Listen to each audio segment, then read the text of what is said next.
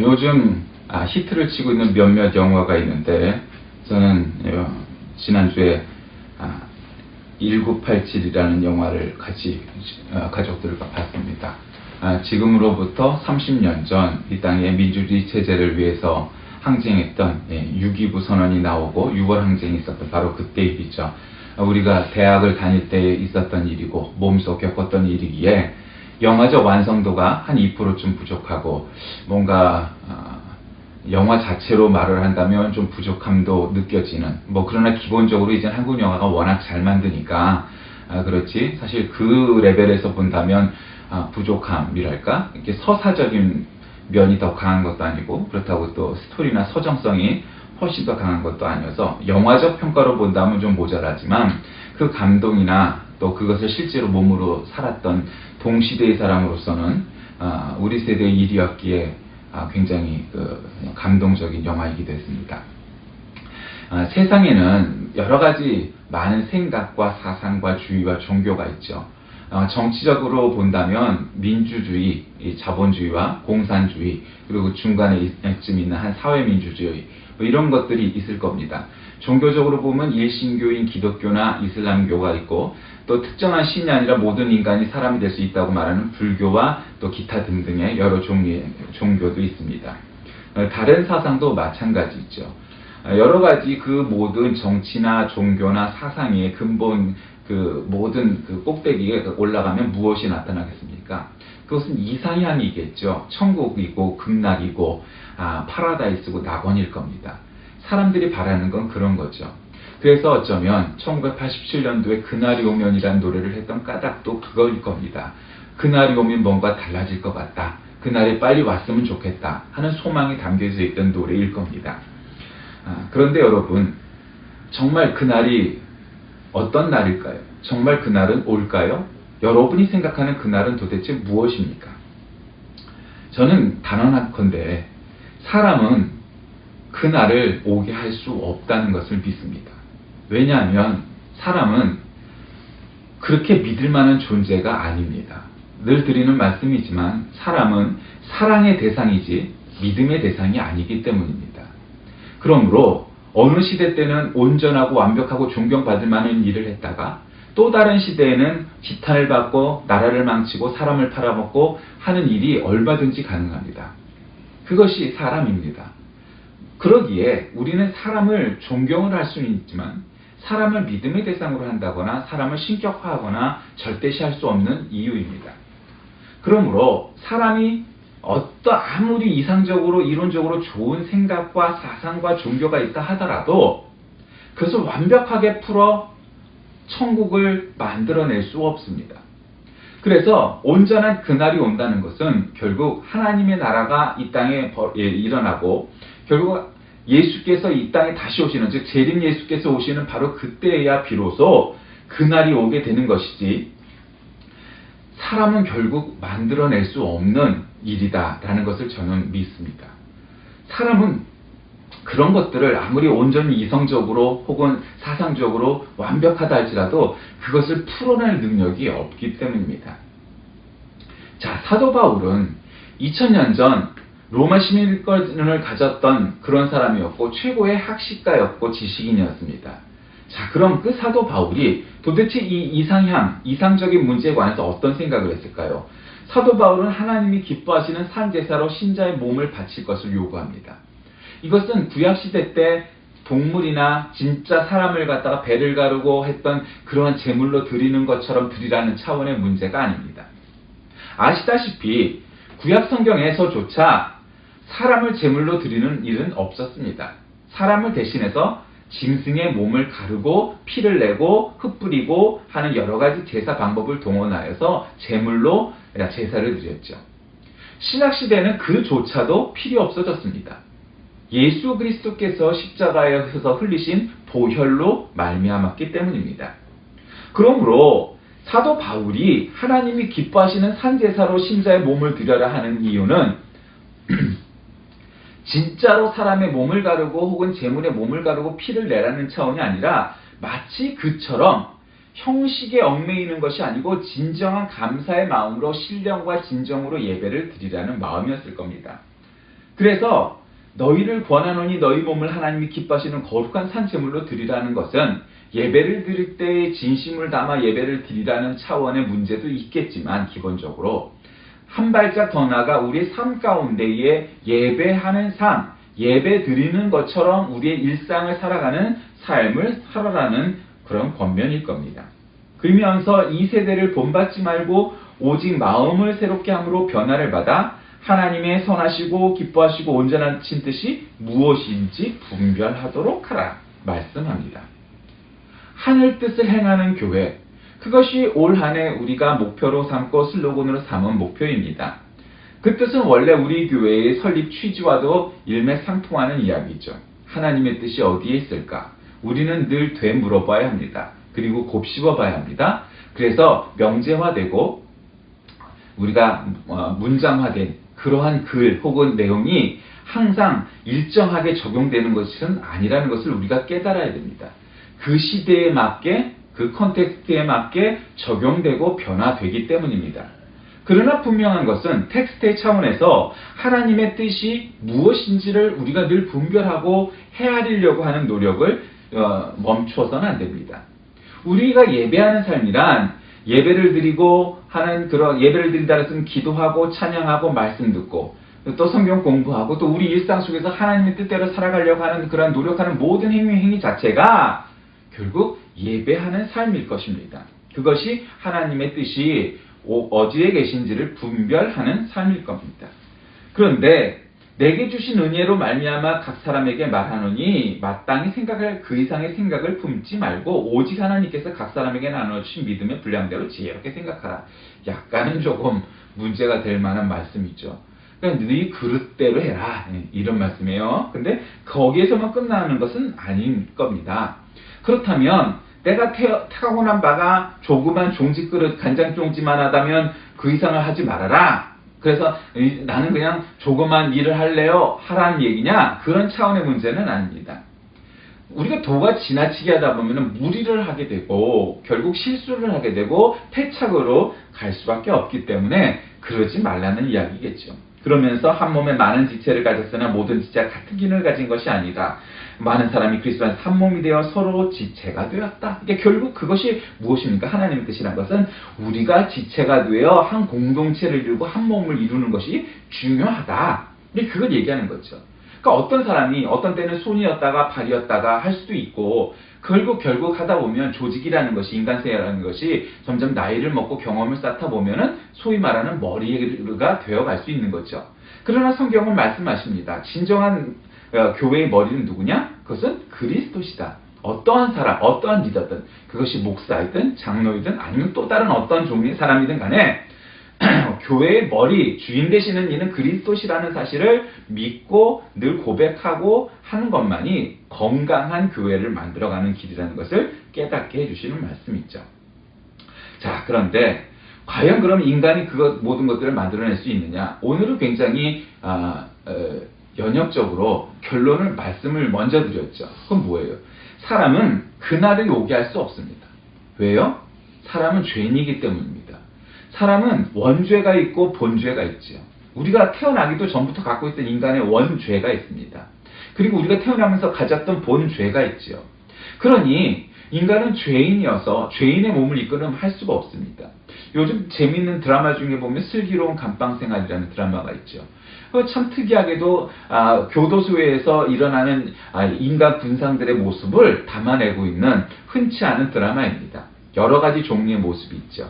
그래서 거기에는 인간적인 것도 있고 나름 선한 의지를 갖고 남을 도우려고 하고 서로 사랑하는 그런 모습들도 나옵니다. 그런데 중간중간마다 그 드라마가 환기시켜주는 것이 있죠. 너무 교도소나 범죄인들을 미워한다는 차원에서도 그렇겠지만 그러나 그것은 굉장히 종교적 명제라고 생각합니다. 그건 뭐냐면 한 퉁명스러운 교도관, 그러나 속마음은 따뜻한 마음을 가진 교도관이 늘 그런 얘기를 합니다. 이 다 도둑놈의 새끼들, 다 나쁜 놈들이야, 이런 차원의 이야기들이죠. 저는 그 말을 들으면서 그것이 단지 그 교도소 그 감방 안에 있는 사람들에게만 적용된 말일까? 아니요. 어쩌면 마치 이 시대의 예언자처럼 대통령으로부터 모든 사람에 이르기까지, 즉 모든 인간은 다 도둑놈이야, 다 나쁜 놈들이야, 다 죄인이야 라고 선포하는 예언자와도 같은 목소리처럼 들렸습니다. 왜 그럴까요? 사람은 그의 직업이 하는 일이 대통령이든 학자이든 목사이든 뭐든 간에 관계없이 모든 사람은 하나님 앞에서 죄인이라는 사실을 늘 잊지 말아야 합니다. 예수 그리스도께서 우리를 변호해 주셔서 우리를 죄인이 아닌 것처럼 하나님 앞에 내밀었다 해서 우리의 본질, 즉 우리가 죄인이라는 사실이 없어지고 깡그리 없어지는 것이 아니라 단지 그 순간만을 모면했다는 사실을 말합니다. 그래서 우리의 본질은 죄인입니다. 그래서 우리는 그 날을 오게 할 만한 자격을 갖춘 사람들이 아닙니다. 또한 우리는 그 날이 오게 할 만한 그러한 마음, 깨끗한 마음을 갖고 있지 않습니다. 어떠한 사람도 그 출발에는 참 선한 의지를 가지고 순수한 마음으로 무엇은 일이든 시작합니다.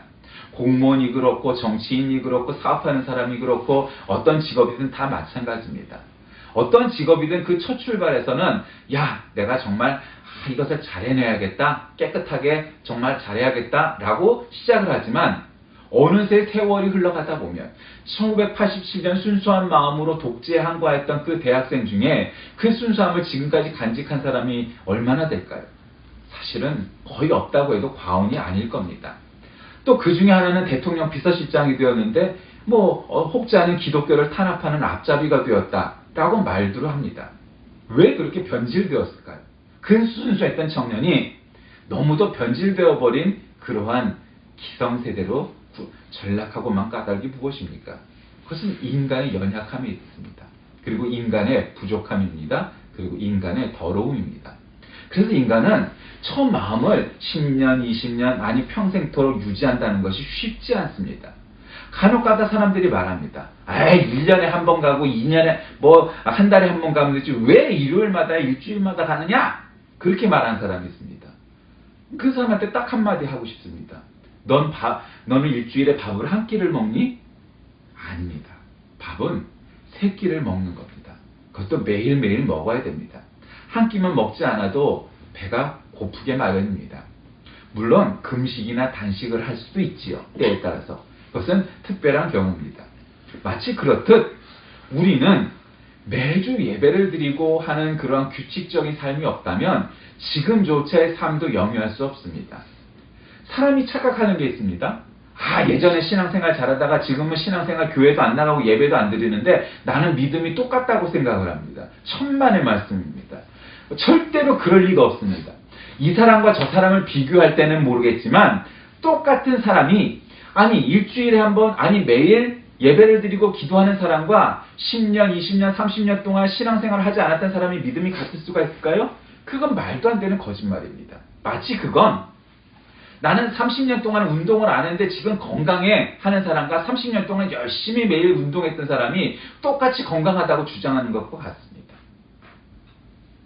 그러므로 인간은 결국 그날이 오게 할 만한 마음, 능력이 없음을 고백해야 합니다. 자, 그러면 우리는 도대체 그날을 어떻게 오게 할 수 있을까요?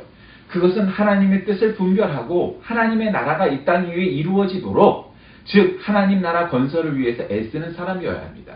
그 방법은 무엇일까요? 첫째, 나 자신이 먼저 성경이 말씀하시고 가르치는 대로 살아가는 하나님의 진정한 자녀가 되어야 합니다. 하나님의 자녀가 되지 않고서는 성경의 말씀이 이해가 되지 않고 그저 말로 교육으로만 가능한 것이 아니라 하나님을 인격적으로 만나고 하나님이 정말 나의 아버지시고 나의 창조주시고 나의 구세주이시라는 그런 명확한 사실이 분명히 없다면 조그만 핍박이든 조금 어려운 신앙생활에 대한 도전이 와도 금세 신앙생활 놓아버립니다. 왜 그럴까요? 예수님을 만난 하나님을 만난 인격적인 만난 그것이 없기 때문입니다. 여러분 신앙이라는 것은 목숨을 걸 만한 일이고 목숨을 걸어야만 하는 일입니다. 그런데 조그마한 핍박 아니면 신앙생활하기 조금 어려운 조건이 와서 그걸 포기한다고요? 여러분 종교가 왜 무서운지 아십니까? 그의 영혼을 갖다 바치는 것이 그의 생명을 갖다 바치는 것이기 때문에 종교가 무서운 겁니다. 예전에 우리 어머니 어렸을 적 맨날 그런 얘기했습니다. 세상에 가장 무서운 세 종류의 사람이 있답니다. 하나는 빨갱이입니다. 또 하나는 보험쟁이랍니다. 세 번째가 예수쟁이랍니다. 그렇게 말했습니다. 그런데 오늘의 예수쟁이, 그리스도인이 정말 그렇게 무서운 사람이 되었을까요? 별로 아니라고 생각합니다. 길거리만 지나가도 요 인상 좋으십니다. 복된 소식을 좀 들으십시오 하는 사람만큼 우리가 열심히 전도하고 있나요? 그렇지 않은 거 보면 그 3대 무서운 사람 중에 우리는 아닌 것 같습니다. 세상에는 정말 거짓된 일로 가르치는 사람이 많죠. 그리고 거짓된 주장을 하는 사람, 말도 안 되게 거꾸로 업어치게 하는 종류의 인간이 많죠. 친일파였는데 그 친일파란 사실을 오히려 자랑하고 오히려 국가에 소송을 하고 하는 친일파 그의 후손들도 있죠. 정말 진정한 좌파주의자라면 어떻게 김일성과 그 독재를 찬양하고 할 수가 있겠습니까? 말도 안 되는 공산주의자들이죠. 그건 공산주의가 아니죠. 진정한 보수주의자면서 어떻게 박정희, 전두환, 박근혜 이거를 갖다가 들이밀면서 보수주의라고 얘기할 수 있습니까? 말도 안 되죠. 그러니까 만약에 서양에다 이걸 갖다 들이대면은 말도 안 되니까 우리나라를 비웃는 겁니다. 마치 히틀러를 찬양하는 사람을 우리가 보면 저거 미친놈이야 하는 것처럼 그 사람들도 마찬가지죠. 친일파면서 김일성주의자면서 그다음에 박정희주의자면서 어떻게 민족을 얘기할 수 있느냐? 그건 말도 안 되는 얘기죠. 마치 나는 하나님을 믿어 그래서 나는 적그리스도를 사탄을 찬양해 하는 것과 하나도 다를 바가 없는 일이죠. 그러기에 세상은 결국 하나님의 나라가 올 때까지 그날은 결코 오지 않습니다. 그래서 우리가 하나님의 나라가 오도록 노력해야 됩니다. 세 번째로는 결국 말씀을 전해야 합니다. 전도, 선교, 그 다음에 봉사, 섬김. 이런 명제들이 있는 까닭이 무엇입니까? 나 혼자 잘 먹고 잘 살고 나 혼자 예수 잘 믿어 천국 가면 끝나느냐? 그건 진정으로 잘 믿은 사람 일 리 없습니다. 진정으로 예수를 믿는 사람은 복음을 전파해야만 하는 뜨거움이 있고 그 일을 해야만 가능하다는 것을 알기 때문이고 또 진짜 믿은 사람은 가르치지 않아도 어떠한 방법으로는 때를 얻든지 못 얻든지 복음을 전파하기 마련입니다. 그래서 우리 주위에 그리고 제3세계에 우리가 여러 가지 방법을 동원하여서 전도하고 섬기고 하는 일을 쉴 수 없는 것입니다. 2000년 전 팔레스틴에서 조그마한 모임으로 시작된 그 기호회가 오늘날 전 세계로 흩어진 까닭은 바로 그 때문입니다. 그러한 사명, 그러한 사역이 있었기 때문에 오늘날 복음이 전승되어 정말 아무 까닭도 이유도 없는 이 대한민국에까지 복음이 흘러들었고 전 세계에서 가장 예수를 열심히 믿는 나라 중에 하나라고 꼽힐 수 있게 되었기 때문입니다. 그렇게 우리는 우리의 사명, 즉 사역을 감당해야 하나님의 나라 그날이 오게 될 것입니다. 우리가 살다 보면 정말 이 세상은 좋게 변하는 것일까? 알 수 없다고 생각합니다. 극단적인 진보주의자들은 그렇게 말할 수 있을 겁니다. 사람은 조금씩 낙관적으로 진보하고 발전한다고. 또 보수주의는 이렇게 말할 수 있을 겁니다. 그런 것은 없어. 인간은 그럴 수 없고 결국 세상은 점점 부패해져 가고 죄악으로 가득 차서 결국 하나님의 나라가 와서 이 땅을 끝내게 될 거야. 저는 어떠한 극단적인 생각도 어느 한편이 일방적으로 옳다고 생각하지 않습니다. 그러나 분명한 것은 하나님의 개입, 하나님의 강림 없이 인간의 힘만으로 그날이 올 수 있다는 것은 절대로 믿을 수 없는 사실입니다.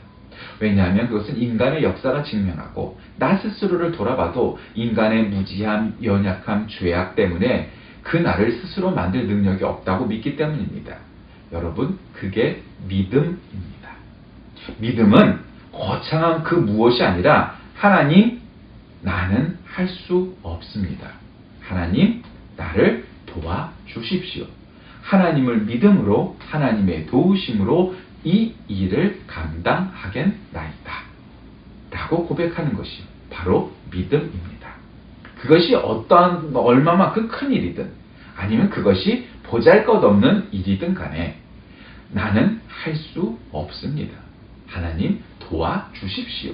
하나님을 믿는 믿음으로 그 능력으로 하나님의 간섭하심으로 이 일들을 감당하겠습니다 라고 고백하는 것.